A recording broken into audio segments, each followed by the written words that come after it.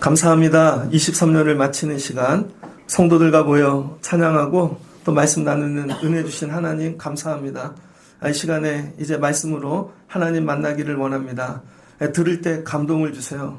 우리의 약함을 아시는 하나님이 만져주시고 또 내년도 어찌 살아가야 될지 말씀으로 길을 가르쳐 주시옵소서.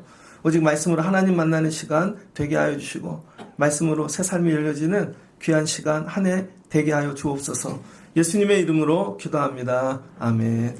한번 옆에 분과 다시 인사하면 좋겠습니다. 축복합니다. 찬양을 되게 많이 했는데 괜찮으시죠?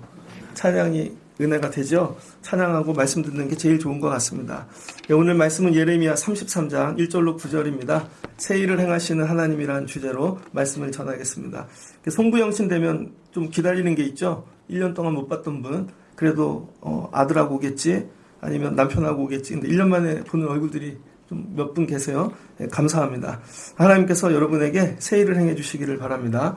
오늘 예레미야 33장은 이렇게 시작됩니다. 예레미야가 아직 시위대 뜰에 갇혀 있을 때, 예레미야가 여러분 구약이 나오는 선지자들 중에 제일 눈물 많이 흘리고 힘든 선지자입니다. 요즘 목사님들 욕을 많이 하시죠. 왜 그러냐면 목사님들 이렇게 누리는 것들이 있잖아요. 보면은. 그런데 제가 지난주에 어떤 영상을 하나 봤어요. 시골에 있는 교회인데 65세쯤 되는 할아버지 목사님인데 그 목사님이 기타 치면서 예배하고 예배가 끝나면 사모님이 맨발로 뛰어가서 밥 차리고 끝나면 고추 따러 가고 트랙터로 할아버지 할머니들 병원 모시고 가고 종교인이 20명도 안 돼요. 근데 시골에 사시는 목사님 나오더라고요. 그분들은 거의 사례비도 없습니다. 이런 분들은 거의 얘기를 안 하고 이렇게 누리는 것들이 많이 나와서 목사님들이 비판을 받죠. 그래서 목사님이 힘들어 그럼 잘 이해를 못합니다. 성경에도 보면 선지자들이 많은 능력을 받고 엘리야나 이렇게 엘리사처럼 대우도 잘 받았던 선지자들이 있습니다. 그런데 시작부터 마칠 때까지 눈물만 흘렸던 선지자가 있다는 거예요. 그 예레미야입니다. 예레미야가 왜 이렇게 힘든 일을 겪는가? 하나님 말씀 때문이죠. 하나님 말씀을 전하지 않으면 고생을 안 하는데 하나님 말씀이 자꾸 오는데 이 내용이 뭐냐면 이스라엘 백성을 축복하고 복주는 내용이 아니라 저주하는 내용만 나오는 거예요. 그래서 하나님께서 계속 이스라엘 유대를 멸망시킬 거다. 그 다음에 하나님께서 포로가 되게 하실 거다. 예레미야도 싫은데 자꾸 그런 말씀을 주시는 거예요. 왜 싫은 말씀을 주시냐면 그 얘기 듣고 그렇게 하지 말라는 거거든요. 그 예레미야가 어떻게 돼요? 오늘 또 시드기야 왕에게 야 바벨론이 쳐들어오면은 전쟁하지 말고 화목해라 그랬는데 바벨론하고 또 싸우려고 그러는 것입니다. 그럴 때 예레미야가 31장에 갇히거든요. 그러다가 나왔는데 또 얘기를 해요. 그래서 33장에 두 번째 시위들에 또 갇히는 것입니다. 그러니까 하나님 말씀 가지고 믿음 신앙생활 하다가 감옥에만 2번 간 사람이 예레미야입니다. 마지막은 어떻게 돼요? 이집트에까지 끌려가서 유대인들에게 돌에 맞아 죽죠. 마지막은. 그래서 예레미야는 말씀 하나 갖고 주의 일하다가 갇히고 눈물 흘리고 돌에 맞아 죽은 것입니다. 이렇게 질문을 하고 싶어요. 여러분은 믿음 생활하면서 어디까지 가보셨는가? 신앙생활 하면서 어디까지 가보셨습니까? 제가 오늘 예배 들어오기 전에 말씀을 준비하는데 저희 동기 카톡방이 울리더라고요. 오늘 전역한 친구가 있어요. 아니 목사님 나이가 몇인데 지금 동기가 전역해요. 군목으로 있던 친구인데요. 19년 군생활을 마치고 오늘 소령으로 예편하더라고요. 그래서 동기들이 수고했어. 군생활 19년이 쉽지 않겠죠. 군대 안 가는 분도 있는데 이런 거죠. 여러분 믿음 생활 여러분 어디까지 가보셨습니까? 믿음 생활. 그냥 교회 오는 것도 힘든 분이 있고 사역 하나 맡기는 것도 힘든 분이 있는데 예레미야는 믿음 생활 시위대 뜰까지 가봤다는 거예요. 감옥까지. 그러니까 1년을 마치며 여러분이 점검해야 될 거. 나는 믿음 가지고 어디까지 가봤는가.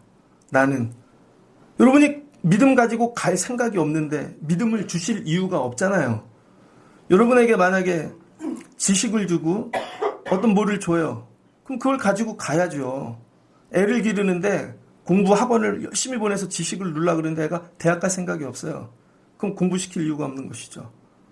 그 다음에 뭐 건강을 해갖고 막 운동을 열심히 했는데 대회 나갈 생각이 없어. 그럼 운동시킬 필요가 없는 거죠. 여러분이 맨날 믿음을 구하는데 여러분 믿음 가지고 갈 생각이 없는데 하나님이 믿음을 주실 이유가 없는 거죠. 그래서 1년을 마치면서 점검해야 되는 거. 나는 주신 믿음을 가지고 어디까지 가봤는가? 어디까지 가보셨어요? 예배하는 자리? 기도 자리? 감옥에 갇혀보신 적은 있습니까? 여러분 하나님 말씀 때문에 홀로 눈물 흘려보신 적 있습니까? 하나님 때문에 돌에 맞아본 적? 예수님은 하나님 때문에 십자가에까지 달리셨죠. 그래서 이 송구영신하면서 제일 먼저 뒤돌아봐야 될 건 나는 믿음 가지고 어디까지 갔는가 이거예요. 예레미야는 시위대 뜰까지 2번째 갇혔다는 것입니다. 믿음을 가지고 하나님이 주신 말씀에 따라 순종하며 살 때 그 자리가 여러분 감옥일지라도 하나님은 돌아보신다는 것이죠. 그래서 예레미야가 감옥에 갇혔는데 오늘 제일 중요한 단어 중에 하나입니다. 하나님이 신방하세요. 하나님이 예레미야를 신방합니다. 그래서 이 신방이라는 단어를 파카트라 그래요. 파카트가 뭐냐면 보살피다. 신방은 다른 게 아니고 보살피는 거예요. 하나님은 누구를 보살피냐면 하나님이 주신 말씀, 그거를 가지고 열심히 사는 자, 그리고 그 말씀대로 살다 감옥까지 간 자. 근데 아무도 돌볼 사람이 없어요. 그러면 하나님이 신방 오십니다. 이런 얘기가 되게 많죠. 베드로도 감옥에 갔는데 하나님이 신방 오시죠. 바울도 감옥에 갔는데 하나님이 신방 오시죠. 요셉도 신방 오십니다. 다니엘도 사자굴에 갇혔는데 하나님이 신방 오시죠. 근데 여러분은 감옥에 가도 안 오실 거예요. 여러분 아마 병실에 있어도 안 오실 수도 있어요. 여러분은 막 되게 힘들어도 안 오실 수도 있어요. 그 차이가 어디 있나요? 말씀에 순종하는가. 여기서 모든 게 결정된다는 거예요. 그래서 오늘 하나님이 예레미야 시위뜰에 갇혔는데 신방 오십니다. 신방으로 오는데 뭘 가지고 오시는가? 여호와의 말씀이 그에게 2번째 임하니라. 뭘 가지고 오셨어요? 말씀. 하나님이 말씀을 가지고 신방 오셨다는 것입니다. 연말이 되니까요. 사람들이 다 자기가 가고 싶은데 신방을 가지요. 어떤 사람은 제주도로 갑니다. 어떤 사람은 일본으로 가. 어떤 사람은 해외로 가. 본인이 가고 싶은 데 가요. 세상 사람들은요. 내가 가고 싶은 데를 가야 소망을 이룹니다. 근데 하나님의 사람들은요. 말씀을 갖고 내가 있으면 여기가 감옥일지라도 하나님이 와서 이루어 주신다는 거예요. 그래서 오늘 이 송구영신 예배가 왜 중요하냐면 여러분이 말씀만 붙잡고 믿음으로 이 자리에 앉아 있으면 여러분이 세상 나가 찾아가지 않아도 하나님이 여러분을 찾아오신다는 거예요. 찾아오시는. 그래서 송구영신 때 여러분이 꼭 받아야 되는 건 말씀입니다. 말씀을 받고 가야 돼요. 그래서 찬양을 많이 해서 굳어진 마음을 열어야 되고 애들은 조는 걸 깨워야 되고 어떻게든지 감동을 끌어올려서 주시는 말씀을 붙잡고 가야 되는 것이죠. 이 말씀이 2번째 임했대요. 그런데 이 말씀은 어떤 말씀인가? 하나님께서 앞으로 일어날 일에 대하여 말씀해 주시는 거죠. 예언. 요즘에 얼마 전에 읽었던 책이 하나 있습니다. 루시와 씨가 지은 책. 지금 알고 있었던 일을 그때에도 알고 있었다면. 여러분 믿음 생활은 그래요. 제가 목회하는데 전도사 때는 실수가 되게 많았던 것 같아요. 전도사 때. 근데 지금 알고 있었던 걸 전도사 때 알았다면 실수 안 했겠죠. 제가 개척교회를 했거든요. 개척교회 5년을 했는데 지하실교회 저기 김포공항에 있는데 발산동에서 첫 해는요 사람만 찾아다녔습니다. 아는 분들 맨날 오라 그래서 그 다음에 예배 드리면 밥 먹고 그럼 우리 교회 올 줄 알았어요. 안 오더라고요. 그 다음에는 전도 나갔어요. 전도에도 안 오더라고요. 그 다음에 깨달은 게 뭐냐면 엎드려 기도해야 되는구나. 그래서 무조건 가서 기도했어요. 근데 여러분 그거를 좀 더 일찍 알았다면 요즘 깨닫는 건요. 기도가 같은 기도가 아니더라고요. 그때의 기도와 지금의 기도가 많이 달라요. 그때 기도는 내 생각으로 기도하는 거예요. 그러다가 성령을 주시고 은혜를 받으면 그래도 뜨거워져. 근데 요즘 기도는 제 생각이 아니라 말씀으로 기도하는 것입니다. 하나님 주시는 말씀을 붙잡고 기도하는 거예요. 그래서 말씀이 삶이 되고 말씀이 진작 이렇게 할 걸. 지금 그거를 알았다면 그때 지금 걸 알았다면 완전히 달라졌겠죠. 오늘 하나님이 찾아오셔서 하시는 말씀은 뭐냐면요. 앞으로 하나님이 하실 일 1년, 2년이 아니라 앞으로 장차 10년, 70년, 100년, 그 다음에 2000년, 수천 년 후에 이 시간의 끝에 하실 일을 하나님이 말씀으로 찾아오시는 거예요. 이게 무슨 얘기냐면 예레미야는 지금 감옥에 갇혀서 내 삶 뺏기 못 봅니다. 늘 두려워. 저들이 돌을 던지고 막. 내 삶 뺏기 못 보는데 하나님께서는요, 이미 저 끝에 가서 계시는 거죠. 끝에 가셔서 뭐 유다뿐만 아니라 바벨론 넘어 페르시아, 그 다음에 로마, 그 이후의 시대까지도 하나님은 어떻게 될지 저 끝에서 다 보고 계시는 거죠. 그리고 그때 일을 지금에 있는 예레미야에게 얘기를 해주신다는 거예요. 그러니까 송구영신 때 받아야 되는 건 하나님 우리 삶이 지금 이래요. 내 삶이 이래요. 이걸 받는 게 아닙니다. 하나님이 내년이 아니라 먼 우주의 끝까지 시간의 끝에 가셔갖고 이미 다 알고 우리를 보고 계신다는 거예요. 예를 들어 볼게요. 학생이 있습니다. 근데 중학교 1학년이야. 학원을 다녀요. 근데 선생님이 중학교 1학년 수준이면 애를 보내면 안 되죠. 선생님이 카이스트도 나오고 그 다음에 뭐 박사학위도 받고 수학의 끝을 경험한 사람이에요. 그러니까 애가 공부할 때 야, 그 정도 하면 그 다음은 이렇게 가야 되고 과정을 얘기를 해주죠. 그런 선생님을 만나야죠. 환자가 있습니다. 병원에 갔어요. 근데 나는 기침이 나고 아프고 내 병밖에 못 봐. 근데 의사는 그 병을 딱 보자마자 한 달 후에, 1년 후에, 몇 년 후에 어떻게 될지 결과를 다 알고 있죠. 그래서 의사가 그걸 얘기를 해주죠. 뭘로 찾아와요? 말로 찾아온다는 거예요. 말. 근데 이 말씀이 지금 얘기가 아니라 미래의 말이라는 거예요. 미래의 말. 미래에 이루어질 말. 그래서 나는 모르는데 하나님은 다 알고 있어요. 의사도 다 알고 있어요. 지금은요, 요 약을 먹으면 되고, 다음엔 그렇게 수술하면 되고, 다음엔 치료 과정을 다 알고 있어요. 그래서 항상 말로 얘기하는 것이죠, 말. 그 말을 놓치면 미래로 못 가는 것입니다. 그러니까 예레미야가 주의 말씀을 붙잡고, 여러분, 열심히 사역하다 감옥에 갔는데, 하나님이, 야, 이 감옥이 다가 아니야. 하나님은 이미 저 우주 끝에 가셔갖고, 어떤 일을 하실지 다 알고 계셔. 그리고는 오셔서 말씀으로 하나씩 다 가르쳐 줄게. 그러니까 거기에 있는 옆에 사람 말 붙잡지 말고, 야, 그 간수쟁이 말 듣지 말고 이상한 놈들 말 듣지 말고 내 말을 붙잡으라는 거예요. 그러면 감옥에서 나오게 되어져 있습니다. 그러니까 여러분 오늘 송구영신 때 찾아오신 하나님은 여러분 옆에 있는 그냥 그런 문제를 보시는 하나님이 아니라 이미 먼 미래, 여러분 완성된 그곳에서 우리를 보고 계신다는 거예요. 근데 이 하나님은 어떤 하나님이신가? 일을 행하시는 여호와래요. 일을. 그리고 그것을 만들며 성취하는 여호와래요. 그래서 이 일이라는 게 뭐냐? 일. 여러분 일이라는 이 단어 자체가 이게 말씀이라는 뜻입니다. 그래서 하나님이 여러분 일을 하시는데 이 하나님의 일이 말씀이 떨어지면 이게 일이 되어진다는 거예요. 하나님의 말씀이 떨어지면. 그래서 여기서 일을 행하시는 여호와, 일이 말씀입니다. 그 뭐예요? 말씀하시는 여호와, 그리고 말씀하신 것은 행하시는 여호와, 그리고 그 말씀하신 것을 만들고 성취하시는 여호와. 그러니까 먼 미래의 것을 말씀으로 지금 하시는데 그 말하는 자체가 일이라는 거예요. 그러니까 여러분 이 예배 시간이 하나님이 일하시는 시간입니다. 그러니까 이 예배 시간이 일하시는 시간이라는 거예요. 그러니까 여러분이 말씀 시간에 깨어 있어야 하나님의 일하심을 경험합니다. 그럼 이 말씀을 하신 게 뭐가 돼요? 언약이 되어지죠. 약속이 되어집니다. 그럼 하나님이 이걸 떨어뜨리지 아니하시고 그걸 그대로 이루어 주신다는 거예요. 그래서 말씀하신 것은 뭐예요? 만든대요. 그거를 그대로. 그리고 어떻게 성취하신다는 것이죠. 그래서 우리 성도의 삶은 오직 말씀으로만 여러분 건축되어지는 것입니다. 근데 내 삶에 말씀이 없어. 그러니까 내가 스스로 막 계획하고 그 무너지게 되어 있죠. 그래서 시작할 때 여러분에게 말씀 카드를 드렸죠. 예전에는 뭐 나와서 뽑고 그러니까 이게 뭐 보험회사 같기도 하고 아니면 뭐 헌금 내면 주는 뭐 복채 같기도 하고 들어오는 대로 드렸습니다. 하나님이 필요한 대로 주시겠죠. 그래서 저도 뽑아서 제 걸 딱 봤더니 저한테 딱 맞는 말씀을 주시더라고요. 궁금하죠? 제가 어떤 말씀 받았는지. 저는 보라 하나님은 나의 구원이시라. 왜 아멘을 안 하세요? 하나님 내 구원, 내가 신뢰하고 두려움이 없으리니 주 여호와는 나의 힘이시오 나의 노래시며 나의 구원이심이라. 하나님이 내년에 나의 구원이 되신대요.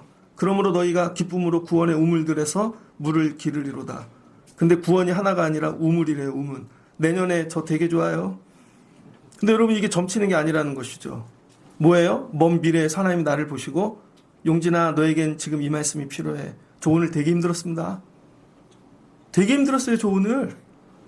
말은 못하겠는데요. 코가 다 얼어갖고 여기 막 피가 나잖아요. 안에는 다 찢어지고 심장이 뻥꾸가 났어. 막 오늘 죽을 것 같아요. 근데 하나님께서 저를 보시고 내가 너를 위로해. 걱정하지 마. 내가 너의 구원이야. 내가 힘이고 노래야. 근데 이게 한두 번이 아니라 내가 너의 구원의 우물이 되어줄게. 아멘이죠. 그럼 이거 어떻게 하겠어요? 하나님 이루어 주시겠다는 것이죠. 하나님께서. 지금 감옥에 갇혀있는 예레미야를 향해 하나님이 오셔서 말씀으로 신방하시는데 이 말을 하는 하나님에 대하여 뭐라는 거예요? 믿으라는 것입니다. 그래서 두 번째는 말씀을 받는 것보다 더 중요한 거. 그 말씀을 하는 분이 누구인가를 믿어야 되는 거예요. 여러분 주변에 예를 들어서 아버지가 있어. 근데 아버지가 거짓말쟁이야. 아버지가 막 누가 그래요? 요즘에 벌써 끝난 뭐 시리즈이지만 요즘 나오는 거 있었잖아요. 그 충청도 막 애들 나오고 막 그런 거 소년시대. 그 누구있죠? 임시완. 걔네 아버지가 나오는데 아버지는 직업이 춤꾼이에요. 그래서 아버지가 나가서 돈 벌어올게 그러면 가갖고 몰래 이 추는데 열어가지고 경찰서에 잡혀가. 그래서 아빠가 다시는 춤 안 출게 그래 또 잡혀가. 그래서 나중에 계속 도망간 데가 부여로 가잖아요. 그리고 거기서 또 거짓말해 아빠가. 그래서 아빠가 내년도에 뭐 사줄게. 다 거짓말이에요. 그러니까 아빠가 하는 일이 이루어질 수가 없죠. 그럼 애가 믿겠습니까? 근데 여러분 말보다 더 중요한 게 뭐냐면 그 말을 하는 존재가 누구냐는 거예요. 그래서 하나님이 말씀을 던지시면서 먼저 하신 얘기가 뭐냐면 존재에 대해 얘기하시는 거예요. 아직 말씀이 뭔지는 얘기 안 하셨어요. 근데 찾아와서 제일 먼저 하신 얘기가 나 하나님이야. 나는 말로 행하는 하나님. 말로 다 해. 하나님 말씀으로 세상 창조하셨잖아요. 빛이 있으라. 다 말로. 근데 난 말한 것을 반드시 성취해. 그 이름을 여호와라는 이가 이렇게 얘기하시느니라. 여러분 두 번째 여러분이 이 송구영신 때 만난 하나님이 누구냐는 거예요. 하나님. 하나님은 말씀하신 걸 반드시 이루시는 분이다. 예전에 말씀하셨는데 아직 안 이루어졌어. 기다려 보세요. 하나님이 예전에 했는데 아직 안 돼서 기다려 보세요. 하나님 반드시 이루어 주실 줄을 믿습니다. 제가 얼마 전에 우리 그 단톡방 보니까요. 저희 동기들 목회지가 없는 분이 있었어요. 옛날부터 계속 기도를 했는데 야 놀랍게 하나님이 목회지를 주더라고. 이루어 주시더라고요. 제가 아는 목사님은 강화도에 목회하는데 30 중반에 나갔거든요. 맞선을 100번을 봤어요. 강화도에 있는 모든 교회의 자매들하고는 다 맞선을 봤어. 그래서 다른 교회를 가면은요, 그 맞선 받던 분이 다 계셔. 그래서 하나님, 난 이제 장가를 못 가나 봐요. 근데 하나님이 아니야. 너 배우자가 예비돼 있어. 근데 100번을 봤는데도 안 됐는데 101번째 됐습니다. 그 지금 아들을 낳고. 근데 아이가 그 시골에서 애가 하나야. 그래서 애가 크는데 말을 못해요. 엄마는 돈 벌러 가고 아빠가 기르니까 아빠가 또 말을 안 해. 그랬더니 아이가 이 실어증이 온 겁니다. 근데 하나님이 기도하니까 고쳐준다고. 그래서 애를 유치원에 보냈는데 유치원이 없어요. 강화도에. 그 만이산 밑에 있는 전유치원에 보냈습니다. 목사님 아들인데 어떻게 해요? 보낼 데가 없으니까. 근데 가갖고 걔가 찬양하고 그러더니 막 입이 열리고 키도 되게 커지고 하나님 친구를 주세요 그랬더니 서울에서 이사들이 오기 시작하고 뭐 하나님 뭐예요? 일을 행하시는 여호와라는 것이죠. 이게 믿어지지 않으면 기도가 절대 안 나옵니다. 그래서 하나님이 먼저 얘기하시는 거 말씀하시기 전에 하나님이 어떤 존재인지 믿으라는 거예요. 그러니까 여러분 내년도에 하나님의 이 존재를 믿으시고 시작하십시오. 그래서 하나님은 어떤 하나님이세요? 일을 행하시는 분. 하나님은 그걸 만들며 성취하시는 분. 그분이 여호와라는 거예요. 그 내년도에 여러분 하나님 그러면 하나님은 말씀하시는 걸 행하시고 다 이루어 주시며 하나님께서 그걸 완성하시는 분이야. 그럼 여러분 오늘 하신 말씀을 내년에 이루어 주실까요? 안 이루어 주실까요? 이루어 주시겠죠. 우린 이것 때문에 오늘 여기 온 겁니다. 이것 때문에. 하나님 만나기 위하여. 근데 하나님이 말씀하신 대로 그대로 행해 주신다. 이 하나님을 믿고 뭐 하래요? 3절. 너는 내게 부르짖으라. 이게 믿어져야 기도가 나오는 것입니다. 여러분 기도가 뭐냐면요. 구도자에게 비는 건데 절대자에게. 여러분 왜 절대자에게 기도가 안 나오냐면 절대자가 내 문제보다 크다는 게 안 믿어지기 때문이에요. 예를 들어 100만 원이 필요해. 근데 하나님이 100만 원보다 크다고 믿어지면 기도가 나옵니다. 하나님 100만 원 주세요. 그럼 100만 원이 생긴다니까요. 하나님 등록금 주세요. 그럼 등록금이 생겨요. 근데 1억이야. 아무리 생각해도 하나님이 1억보다 1억이 더 큰 것 같아. 그럼 기도가 안 나옵니다. 근데 이게 집이야. 아무리 생각해도 집은 하나님이 못하실 거야. 집보다 하나님이 작은. 그럼 기도가 안 나옵니다. 그 기도는 어느 때 나오냐면 이 문제보다 하나님이 크시다. 이게 고백돼요. 여러분 제가 죄송해요. 수술 여러 번 했잖아요. 근데 처음에 이 백내장 수술할 때 이거보다 하나님이 크신가? 이 왼쪽 눈에 하얗게 안 보이기 시작하는데요. 의사가 수술 안 해주고 완전히 하얘질 때까지 냅두더라고요. 그래서 제가 짝눈으로 9개월을 살았습니다. 한쪽 눈으로. 그래서 어벤져스 보면 그 나오잖아요. 한쪽 눈, 애꾸눈으로 나오는 분 운전하고 총 쏘고 그거 가능해요. 제가 한쪽 눈으로 살아보니까. 근데 기도를 하는데 하나님이 정말 이게 치유가 될까? 수술하고 아침에 바로 3, 40분 있다 눈을 뜨는데요. 이 두 눈으로 보는 게 세상에서 제일 감사해요. 하나님 감사하다. 이거 하나님이 더 크시다. 다음 전신 마취하고 수술 한번 했거든요. 근데 이런 거죠. 이게 큰가 하나님이 큰가. 제가 폐암 수술했잖아요. 그때 막 울고불고 난리가 났어요.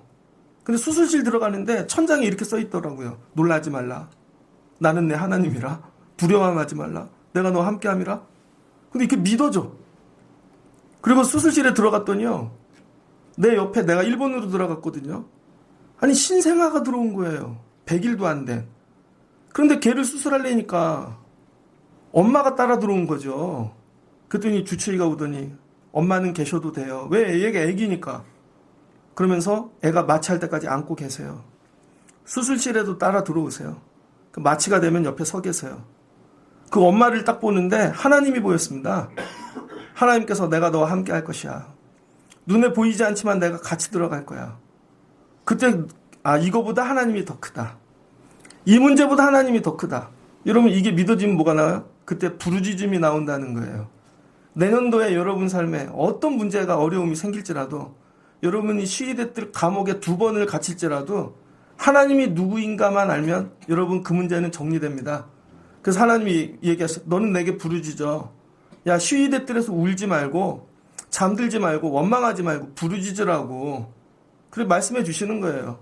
그래서 여러분 내년도에 여러분 삶에 힘들고 어려운 일이 생기면 울지 말고 사람에게 찾아 부르짖는 여러분 되시길 주의 이름으로 축복합니다. 그래서 우리 교회 내년도 표어가 뭐예요? 기도와 말씀으로 부흥하는 교회. 기도를 하려면 하나님이 누구인지를 알아야죠. 하나님이 누구인지를 모르니까 기도가 안 나오는 것입니다. 젊은 사람들은 아직 이해가 안 될 거예요. 내가 건강하고 튼튼하니까. 내가 약점이 없을 것 같죠? 언젠가 내가 감당할 수 없는 약점이 드러나게 되어져 있습니다. 그럴 때 여러분이 꼭 기억하실 거. 이 문제보다 하나님이 더 크시다. 그리고 부르짖으라는 거예요. 그럼 하나님이 일을 행하시는데 어떻게 하냐? 크고 은밀한 일을 행하신대요.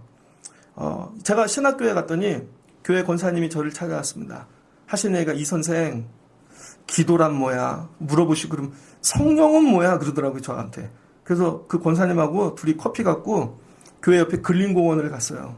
그거 앉아갖고 제가 성령은요 뉴예요. 뉴 그랬죠. 제가 뉴. 성령은 뉴입니다. 뉴. 새 것이에요. 그래서 여러분 창세기부터 요한계시록까지 보면요 똑같은 사건이 거의 없습니다. 다 새 얘기들만 적혀져 있어. 여러분 아브라함이 애를 낳았어요. 그때는 그 얘기가 새 얘기죠. 그 다음에 그런 얘기 또 안 적잖아요. 그 다음에 모세 얘기 적어놨어. 내 발에서 신을 벗고 홍해 갈라. 그 다음에 홍해 얘기 안 나오잖아요. 그 다음에 다윗이 나와. 물맷돌로 골리앗을 때려 눕혔어. 새 얘기죠. 그 다음 얘기 안 나와요. 그 성경은 뭐냐면요. 시대마다 늘 새 얘기만 기록해놔. 이게 큰 이야기라는 것입니다. 그래서 내년도에 여러분이 부르짖으면 여러분 삶에 이전에 한 번도 없었던 일, 하나님만 하실 수 있는 새 일이 나한테 생긴다는 거예요. 새 일이. 저는 내년에 우리 교회 새 일이 생겼으면 기침 좀 그만요. 마스크를 써. 여러분 내년에는 하나님께서 우리 교회에 새 일을 행하셨으면 좋겠습니다. 이게 뭐예요? 한 번도 안 일어났던 일. 아까는 고등부 애 2명이 찬양을 연습하더라고요. 근데 되게 못했어요. 그래서 아까 한다 그래서 하지 마. 악보도 다 외워서 주일날에. 그럼 걔네가 주일 첫 특송이죠. 고등부 여자애 2명이 특송한 적은 한 번도 없습니다. 그럼 새 일이죠. 내년 주엔 또 아줌마들 몇 명이 할 수도 있겠죠. 아저씨들이 할 수도 있겠고. 그러니까 교회는 어떤 일이 일어나야 되냐면 한 번도 안 일어났던 일. 그러니까 여러분이 맨날 일어났던 일을 붙잡고 기도하지 마시고 내년도에 한번 따라해 주세요. 한 번도 안 일어났던 일. 그거를 놓고 기도하세요. 하나님, 우리 집에 한 번도 안 일어났던 일. 하나님도 우리 집에 대학 간 애가 없어. 그럼 대학 가면 한 번도 안 일어났다는 일이죠. 대학은 갔는데 장학금을 못 타서 그럼 둘째가 장학금 타면 한 번도 안 일어났던 일인 거죠. 거꾸로도 있습니다. 첫째는 한 번에 붙었어. 근데 한 번도 안 재수, 삼수, 그건 우리 집에 없었어. 그럼 사수도 괜찮아요. 사수에도 붙었네. 한 번도 안 일어났던 일인 거죠. 그러니까 하나님께서 여러분에게 크고 은밀한 일을 보여주신대요. 은밀한 일은 뭐예요? 아무도 몰라. 너만 안다는 거예요. 너만. 그래서 여러분 이 기도의 응답은요. 하나님과 나만 알아요. 예레미야만 알아. 다른 사람이 알면 은밀한 일이 아니잖아요. 그래서 우리는 이 은혜로 사는 거예요. 저만 아는 은혜가 있습니다. 저만 아는. 어제는 눈이 많이 왔어요. 그랬더니 젊은 집사님 부부가 목사님 눈 치우러 갈게요 그러시더라고요. 그래서 12시쯤 오세요 그랬거든요. 식사하시고 12시에 오란 이유가 있습니다. 일기예보를 보니까 12시부터 비로 바뀌더라고요. 그랬더니 와서 눈을 쓰는데 비로 바뀌었어요. 오늘 아침에도 나오는데 막 눈이 왔어요. 새벽에. 하나님 이거 비로 바꿔주세요. 그래야 성도들 교회 와요. 조금 있다가 여러분 오시기 전에 6시 반에는요. 폭풍우처럼 내렸습니다. 7시 딱 되니까 그치더라고. 저만 아는 이런 은밀한 일. 그러니까 여러분이 기도하시면요. 아무도 모르는 여러분만 아는 은밀한 일이 생겨요. 오늘 집에 가서 애 손을 잡고 마음속으로 하나님 얘를 통해 크고 은밀한 일을 행해 주세요. 나만 알아. 아무도 몰라. 그리고 남편 손을 붙잡고 하나님 이 원수 같은 남편 내년에 크고 은밀한 일을 행해 주세요. 또 부모님 붙잡고 그럼 여러분 삶에 하나님께서 내년도에 아무도 모르는 크고 은밀한 일을 행해 주실 것입니다. 그래야 여러분 감옥 가는 기쁨도 있는 것이죠. 그래서 하나님께서 크고 은밀한 일에 대하여 이제 얘기해 주십니다. 하나님이 4절부터 5절을 보니까 이스라엘이 하도 말을 듣지 않아서 갈대아인들이 와갖고 막 참호를 파고 칼을 가지고 막 전쟁을 일으키려 그럴 때 하나님께서 침묵하셨대요. 왜냐하면 니들 얼굴 꼴 보기가 싫어갖고 이렇게 적혀 있잖아요. 5절에 이는 그들의 모든 악행으로 말미암아 나의 얼굴이 가리어 이 성을 돌아보지 아니하였음이라. 하나님이 그동안에는요 유대 예루살렘을 돌아보질 않았대요. 왜? 쳐다보기가 싫은 거죠. 야 나는 네 얼굴 그냥 진짜 얼굴도 보기 싫어. 근데 하나님이 예레미야를 통해 그래 그래도 네가 내가 전한 말을 전하다가 감옥에 2번이나 가고 그렇게 나중에 내가 끝에서 보니 너는 돌에 맞아 죽을 거고. 그러니까 하나님께서 예레미야가 살았을 때 미리 응답하시는 거죠. 그래서 하나님께서 야 이제 내가 얼굴을 쳐다봐 줄게. 부르짖으면 일어나는 일. 하나님이 안 보셨다가 보기 시작하신다는 거예요. 여러분이 열심히 부르짖으면 하나님이 우리 교회 안 쳐다보고 계셨다가 우리 교회 쳐다보신다고요. 야 청라신령교회가 이제 기도하네. 내가 쳐다봐야지. 그리고 하나님이 일하여 주시고 일터에서 기도하면 하나님 여러분 일터를 쳐다봐 주시고 학교를 쳐다봐 주시고 이렇게 하신다는 거죠. 그럼 쳐다봐 주시면서 하시는 일이 뭐냐. 6절 보라 내가 이 성읍을 치료하며 고쳐 낫게 하고 뭐 한대요? 성을 치료하신대요. 예루살렘을. 예루살렘이 병든 것입니다. 거기에 있는 성전이 거기에 있는 제사장들이 거기에 있는 정치인들이 왕들이 다 병들었어요. 그래서 하나님께서 성을 치료해 주신대요. 성. 여러분의 삶의 자리죠. 내년도에는 여러분이 부르짖을 때 여러분의 삶의 자리를 하나님께서 치유해 주시길 주의 이름으로 축복합니다. 목사님이 간증하시더라고요. 교수님인데 하루는 수업 시간에 들어왔다. 여러분 논문 쓰는 것보다 더 중요한 일이 있어요. 그건 뭐냐면 하나님을 우리가 날마다 믿고 사는 것입니다. 목회하고 박사학위 쓰느라 일이죠 이게. 근데 더 중요한 건 하나님 믿는 거예요. 그러면서 간증하시더라고요. 자기네 교회 앞에 여러분 주차장이 있는데 주차장 앞에 다 빌라촌이라는 거예요. 그런데 서울에 있는 어떤 건축업자가 그 빌라를 다 산 겁니다. 그래갖고 모텔촌을 짓는다고. 그래서 교회 앞에 모텔촌이 생기고 들어오면 뒤에 교회인 거죠. 그래서 사람들이 야 이거 안 된다. 장로님들도 포기하고. 그럴 때 목사님이 그때 좀 젊으셨는데 무릎 꿇고 금식 기도를 들어가신 겁니다. 하나님 도와주세요. 근데 어느 날 전화가 오더래요. 건축업자한테. 알고 봤더니 건축업자를 쓴 진짜 사장이 따로 있는데 서울에. 교회 장로님이시래요. 장로님이 지방에 투자했는데 모텔 질라 그런 거지. 그러더니 목사님한테 전화가 오더니 목사님 제가 건축업자만 얘기만 듣고 빌라만 있는 줄 알았는데 제가 와서 보니 뒤에 교회가 있네요. 교회 앞에 모텔을 짓는 건 아니죠. 그리고 그분이 스스로 철회했다는 거예요. 와서 얘기를 해주시더라고. 여러분 법으로 뭐 이런 거 잘 정리가 안 됩니다. 그런데 교회가 기도하기 시작하면 하나님이 성읍을 고쳐주신다는 거예요. 성읍을. 예전에 어떤 교회 이야기입니다. 그 교회는 남양주에 비닐하우스의 교회를 시작했는데 거기가 이게 제한이 되어 있는 동네래요. 그래서 전기도 농사 짓는 거를 따다 써야 되고 그 다음에 뭐 그런 법이 되게 많은가 봐요. 그 교회가 들어온 데니까 동네 사람들이 다 반대했습니다. 교회 들어오면 시끄럽다고 다 반대했대요. 근데 비닐하우스에서 큰 길로 나가려면 길이 다른 사람 땅인 거예요. 근데 이분들이 예배를 드리면서 다른 농사 짓는 데는 전부 전기 따다가 저녁에 몰래 쓰는 거죠. 그래서 다른 분들이 그 교회 장로님한테 장로님 우리도 전기세 아끼게 그 농사 전기 끌어다 써요. 그때 장로님이 이런 얘기를 하셨대요. 우리는 도둑 전기로 애들 가르칠 수 없다고. 그래서 비싸지만 정확한 전기 끌어다 썼다는 거예요. 그리고 콩나물을 길러서 팔았답니다. 그래서 교인이 얼마 없는데 주일 예배가 끝나면 목사님부터 전교인이 콩나물을 팔러 다니는 거예요. 예, 이제 금년이 30초 남았습니다. 같이 금년 한번 마무리하시고 이제 10초 남으면 불이 꺼질 거예요. 여러분이 카운터를 같이 외쳐주시면 좋겠습니다. 그래서 그 장로님이 나중에 콩나물을 팔러 다니셨는데 9, 8, 7, 6, 5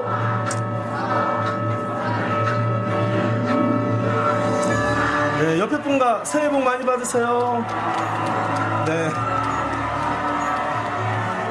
말씀 중에 새해를 맞이했습니다. 그랬더니 그런 소문으로 인해서 동네 사람들이 보고는 우리 동네에 좋은 교회가 들어왔다. 거짓말하지 않는 교회. 그래서 땅 주인이 교회 앞에 이 길도 깔아주고 그 다음에 전도도 되어지고 그래서 교회가 세워졌다는 얘기예요. 이 얘기가 뭐냐면 여러분이 부르짖어 기도하면 여러분의 이 성읍을 하나님이 고쳐주신다는 거예요. 그러니까 내년도에 여러분의 삶의 자리, 일터, 학교, 우리도 교회도 하나님 고쳐주세요. 기도하면 성읍부터 고쳐주시는 거죠. 그럼 그 성읍 안에 어떤 일이 평안과 진실이 풍성하대요. 평안은 뭐냐? 여러분 근심 걱정이 사라진다는 거예요. 하나님이 주시는 피스, 평안함, 질서가 세워지는 것이죠. 이제 걱정이 없어. 내년도에 우리 교회가 평안하면 좋겠습니다. 여러분 금년이죠. 이제 금년도에 여러분 가정이 평안하시길 주의 이름으로 축복합니다. 일터가 제발 평안하면 좋겠어요. 저희 교회 홈페이지를 되게 심도 있게 관리하거든요. 다른 게 아니라 글씨체. 예전에 우리 청년들이 홍보물을 만들면 좋은 글씨체를 갖고 막 써서 종이에다 붙여서 막 광고하잖아요. 그런 거 다 모아놨더니 어느 날 저한테 그 소송이 날라왔습니다. 그런 글씨체만 찾아갖고 소송 거는 그런 데가 있더라고요. 그러더니 거의 1,000만 원을 물어내라고. 글씨 하나 올렸다고. 그거 제가 기도했죠. 하나님 도와주세요. 전화해가지고 우리 가난한 교회 아무리 얘기해도. 그런데 그거는 어떻게 넘어갔어요. 다음 몇 달 있다 또 날라왔어.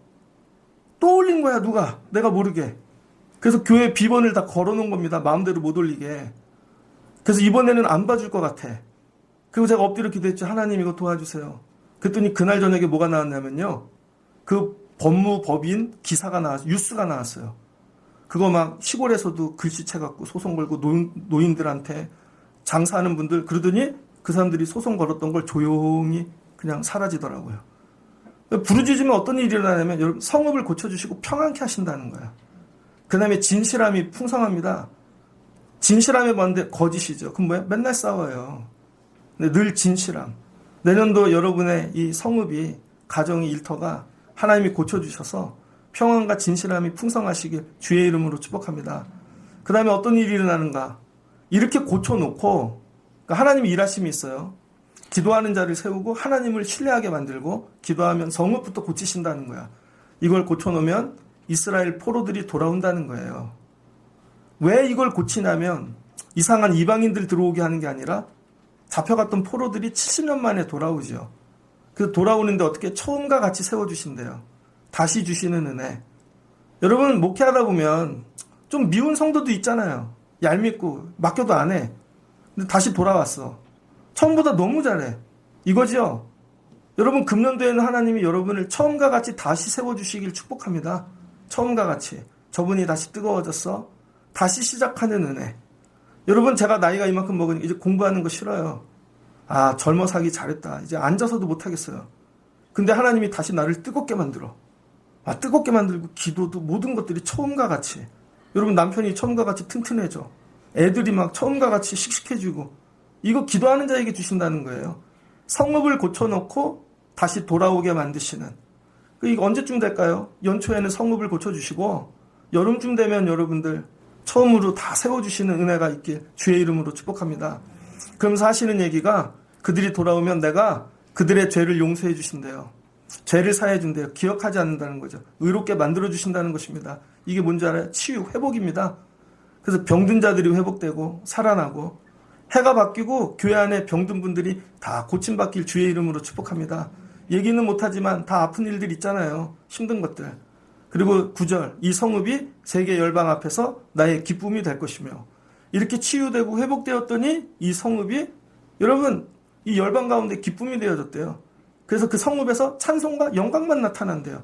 내년에 우리 교회가 이렇게 되면 좋겠습니다. 금년보다 작년보다 더 하나님이 세워주시고 찬송과 기쁨이 충만하고 송부영신 예배 오라고 전화드린 분 한 분도 없거든요. 제가 보니까 멀리 있는 분은 어렵지만 그 송도까지는 다 오신 것 같아. 이렇게 내년도엔 하나님이 더 기쁨이 충만하게 찬송이 영광이 권사님 한 분이 목사님 송부영신에 꼭 가고 싶어요. 뭐 이런 기쁨이죠. 내년도에 이런 것들이 회복되어지는 것입니다. 자 이제 말씀을 정리할게요. 하나님께서 감옥에 갇혀있는 예레미야를 통해 말씀으로 신방하셔서 나 잃은 하나님이야 붙잡고 기도해야 하면서 회복을 주셨는데 이 성읍을 회복하고 여기에 평안과 죄악을 사하고 기쁨을 주시는 이유가 어디에 있는가? 여러분 왜 회복을 주시겠어요? 여러분은 그냥 먹고 살라고? 유대 땅 잘 되라고? 16절입니다. 그날에 유대가 구원을 받겠고 예루살렘이 안전히 살 것이며 이 성은 여호와의 우리의 의라는 이름을 얻으리라. 여호와께서 이와 같이 말씀하시니라. 이스라엘 집에 왕위에 앉을 사람이 다윗에게 영원히 끊어지지 아니할 것이며 내 앞에서 번제를 드리며 소제를 사르며 다른 제사를 항상 드릴 터니 윗사람 제사장들도 끊어지지 아니하시리라. 이게 누구냐면 다윗의 영원히 끊어지지 않는 예수님을 얘기합니다. 결국은 이 성전을 회복시켜서 하나님은 이미 먼 미래에 가 계시잖아요. 예수님 오게 만드시려고 그러는 거예요. 궁극의 우리의 모든 치유와 회복은 어디에 있는가? 예수님 오게 하시려고. 여러분 가정이 회복되면 예수님이 들어가실 수 있습니까? 여러분이 부자가 되는 일하고 예수님하고 무슨 상관이 있어요? 근데 여러분이 부자가 되면 예수님을 모셔. 여러분이 취업이 잘 되는 게 예수님하고 무슨 상관이 있냐고요. 근데 취업이 잘 되면 예수님을 모셔. 우리 교회가 부흥하는 일이 예수님과 무슨 상관이 있냐고요. 뭐 우리만 잘 되면. 근데 이런 거죠. 이거 다 회복해서 치유해서 예수님 모시려고. 예수님을 왕위 앉히려고. 하나님 그 준비하신다는 거예요. 그러니까 예레미야야 너도 그 준비를 하는데 네가 털을 닦는 거야. 그래서 저들에게 두들겨 맞고 눈물을 흘리는 거고 너부터 시작하는 거야. 이거를 알고 시작하니까 당연히 돌도 맞고 순교할 수 있는 거죠. 그러니까 여러분이 하시는 모든 일에 마지막 종점은 뭐예요? 예수님 모시려고. 애들 왜 잘 길러요? 예수님 모시려고. 우리 애를 통해. 우리 왜 세워? 예수님 모시려고. 여러분 일은 왜 잘 돼요? 예수님 모시려고. 마치겠습니다. 제가 뭐라고 그러면 예수님 모시려고라고 한번 얘기해 주세요. 내년도에 여러분의 가정은 왜 경제가 회복돼야 되죠? 애들이 왜 대학 가야 되죠? 왜 병이 나야 되죠? 여러분 이게 그냥 웃기는 얘기 같죠? 정말로 간절한 분은 이거 붙잡고 기도하면 놀라운 치유의 역사가 일어날 겁니다. 하나님 예수님 모시기 원해요. 고쳐주세요. 하나님 예수님 섬기기 원해요. 회복을 주세요. 채워주세요. 열어주세요. 그럴 때 하나님께서 여러분을 통하여 새 일을 행하여 주실 줄을 믿습니다. 그래서 이 마지막 부흥은 여러분 숫자가 느는 부흥이 아니에요. 기도와 말씀을 통해 예수님을 모시는 게 부흥인 거예요. 여러분 삶에 예수님을 모시는 영역이 금년에 점점 많아지시기를 주의 이름으로 축복합니다. 오늘 아까 특송하는 거 보니까 옛날에는 얘야 마이크 좀 잡아라 그러면 애가 한 달 안 왔거든요. 근데 이제 마이크 서갖고 입도 안 열던 애가 이제 그 특송하라 그러니까 서. 부흥입니다, 부흥. 네 입에 예수님 임하면 좋겠어. 아까도 예배를 다 마치고 저 되게 힘들었는데 어떤 집사님이 목사님 내년에 더 헌신할게. 그분이 내 마음 알았던 거야. 너무 좋더라고. 위로가 됐어요. 목사님 위로해요 말보다 더 지혜롭게 몇 바퀴 돌려서 얘기를 해주신 거죠. 되게 똑똑한 분이야. 근데 여러분 삶에 하나님께서 예수님 자리 임하시는 회복을 금년에 만들어 주시기를 주의 이름으로 축복합니다. 이것만 붙잡고 기도하는 거예요. 이게 회복되면 예수님 오실 수 있나? 우리 애가 이게 잘 되면 예수님 모실 수 있나? 예수님 모실 수 있나? 이게 부흥입니다. 이런 영역이 여러분 삶과 가정과 일터와 자녀, 우리 교회에 많아지는 새해가 되어졌으면 좋겠습니다. 이런 새 일을 행하신 하나님, 여러분의 하나님 되시기를 주의 이름으로 축복합니다. 같이 기도하겠습니다. 좋으신 하나님 감사합니다. 예레미야 말씀 붙잡고 하나님 살았습니다. 갔더니 감옥까지 가봤네요. 우리는 믿음 생활하면서 어디까지 가는가? 하나님 뒤돌아보게 도와주시고 금년에는 말씀 붙잡고 하나님을 위하여 헌신의 자리까지 들어가게 도와주시옵소서. 그럴 때마다 신방아 주세요. 말씀으로. 그리고 회복을 주시고 우리의 성이 회복되어지기를 원합니다. 금년에는 우리의 가정의 일터가 회복되게 하시고 풍성해지게 도와주셔서 마지막 예수님 모시는 자리 되게 하여 주옵소서. 하나님은 이미 저 끝에서 우리의 모든 걸 보고 계십니다. 그러니 하나님을 신뢰하고 말씀에 따라가는 저희들 되게 하여 주옵소서. 아무도 모르는 크고 은밀한 일이 성도들 삶에 가득한 한 해가 되기를 주의 이름으로 축복합니다. 예수님의 이름으로 기도합니다. 아멘.